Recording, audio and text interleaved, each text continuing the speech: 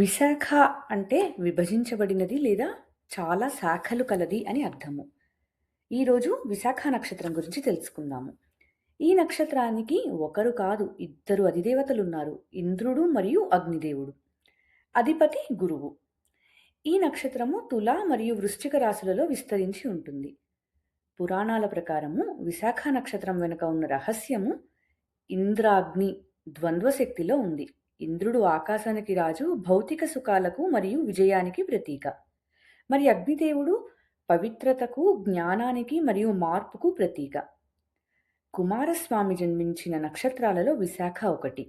అందుకే వీరిలో యుద్ధవీరుడికి ఉండే పట్టుదల, లక్ష్యాన్ని ఛేదించే గుణం పుట్టుకతోనే వస్తాయి. ఈ నక్షత్ర జాతకులు ఎంచుకున్న మార్గంలో ఎన్ని అడ్డంకులు వచ్చినా అగ్నిలా దహించుకుంటూ ముందుకు వెళ్తారు. ఇక స్వభావాన్ని విషయానికి వచ్చినట్టయితే వీరికి అజేయమైన పట్టుదల. వీరు ఒక పని మొదలు పెడితే అది పూర్తి చేసే వరకు నిద్రపోరు. ఇక ఇంద్రుని అంశ ఉండడం వల్ల ఇతరులను నడిపించే శక్తి, నాయకత్వ లక్షణాలు వీరిలో ఉంటాయి. వీరు ఎప్పుడూ ధర్మం వైపు నిలబడతారు, సమాజంలో మార్పు కోసం తప్పిస్తారు.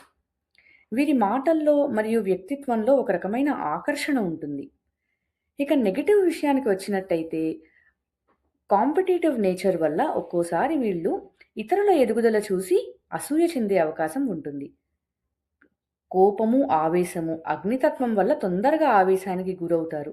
దీనివల్ల సంబంధాలు దెబ్బతినవచ్చు. లక్ష్యం కోసం పరుగులు తీస్తూ ఆత్మీయులకు దూరమయ్యే అవకాశం ఉంది. ఇక పాదాలు విశాఖ 1, 2, 3, 4 పాదాలు గమనించినట్టయితే మొదటి పాదము మేషరాశిలో ఉంటుంది. ఇక్కడ జాతకులు విపరీతమైన ఉత్సాహము, ధైర్యం కలిగి ఉంటారు. తమ లక్ష్యం కోసం ఎలాంటి సాహసానికైనా సిద్ధపడతారు. రెండవ పాదము వృషభ నవాంశ.